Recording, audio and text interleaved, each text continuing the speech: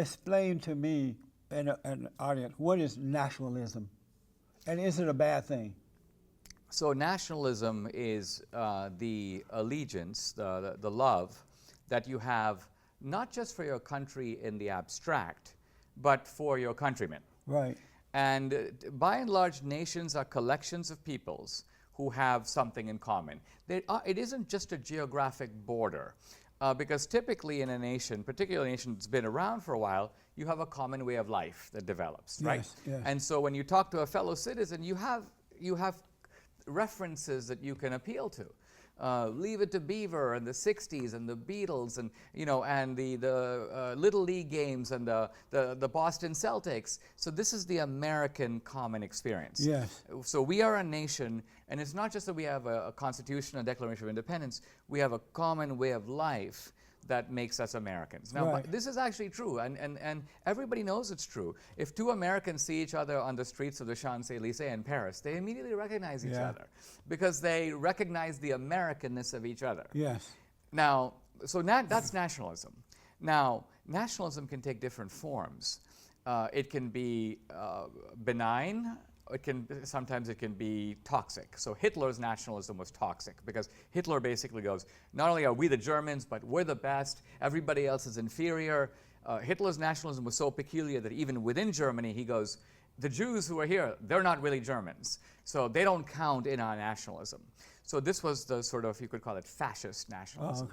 Oh, okay. But Gandhi in India was a nationalist. Right. Mandela in South Africa was a nationalist. Winston Churchill was a nationalist. So when people try to say Trump is a fascist because he's a nationalist, that doesn't make any sense. Right. You have to prove he was a certain type of nationalist. And in fact, if you ask what type of nationalist, well, Hitler called himself a national socialist.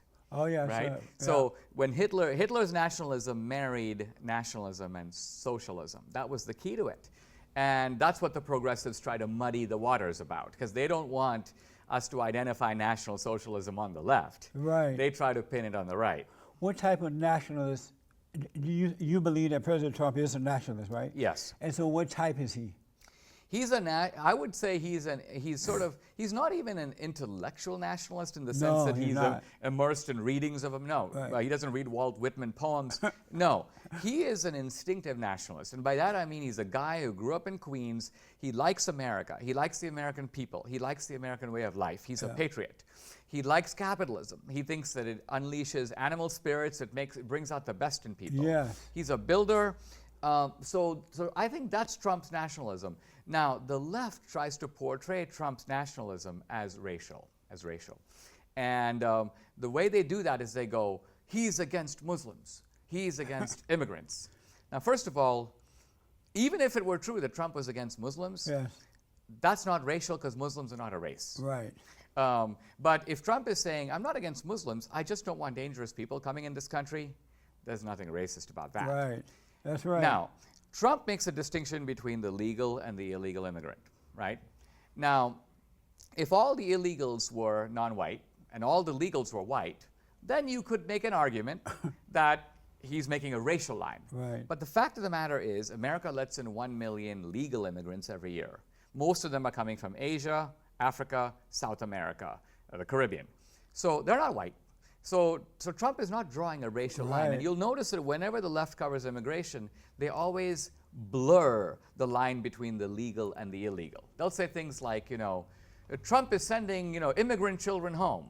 Right. No, he's not sending immigrant children home. He's sending the children of illegals who shouldn't be. Yeah. That's right. So that's a totally different thing.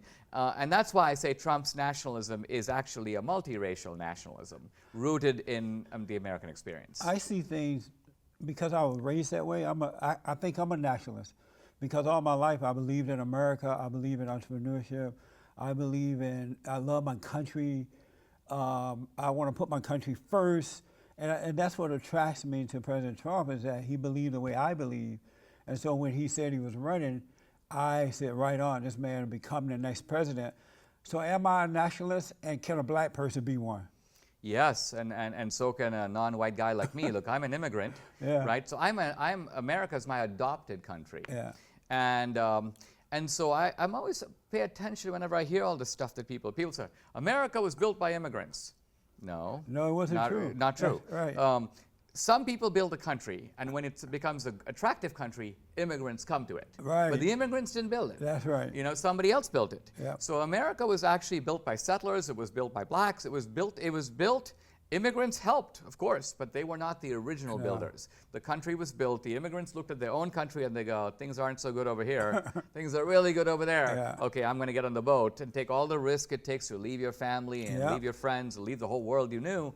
So my patriotism is rooted in a kind of American nationalism, same as yours. You interviewed Richard Spencer, and I was thinking about this as well. I've interviewed Richard before as well, and Richard is the nationalist, right? You agree? He's a particular type of nationalist. Yes. Right. The only thing I noticed about Richard and I spoke to him about it during the interview, I think that he's right in what he believes and what he wants, and especially since white Americans have been so under attack for so long. But I told Richard he needed to drop the anger, because white people have been suppressed, they've been accused, and they've been blamed for everything. And so the young white men are angry about that, so they're coming out fighting with the anger, which allows the media and others to make them look like the bad guys. Do you disagree? You agree with me on that? Well, I would put it this way. I think that, as you know, there were anger movements in the 60s that drove... Let me ask this first. Yeah. Do you see Richard Spencer as a bad guy? I see him as a misguided guy who's on the left. In other words, when I say on the left, here's what I mean. Number one, he believes in identity politics. Identity politics is this. Identity politics is the belief that the most important thing about you is what ethnic group or race you belong to. Now, see, I don't believe that. Right. But he believes that.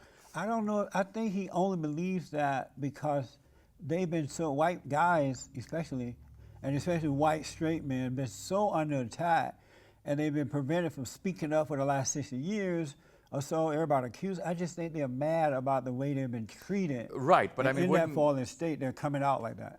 Agreed, but remember, like, I would say that the angry nationalism of, say, Malcolm X came in response to what he saw as white nationalism, right? And Malcolm X goes, if we don't fight back as a group, and so now Richard is the next turn of the screw.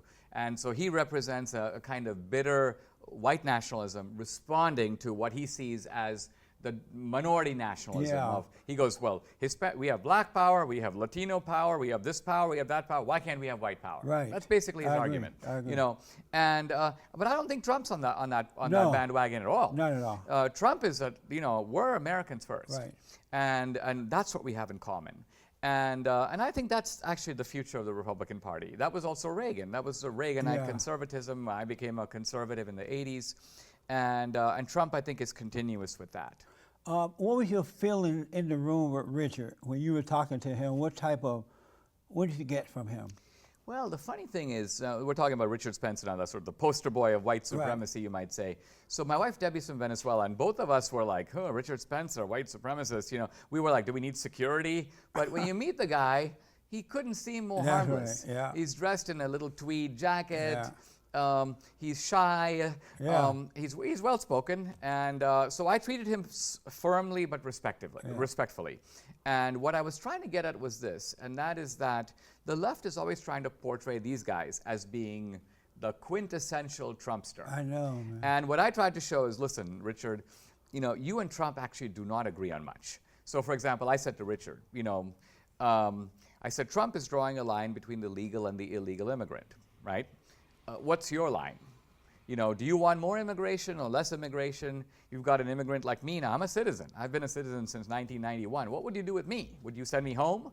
So I was pressing Richard on all these kinds of points in order to expose he's got a totally different ideology than Trump.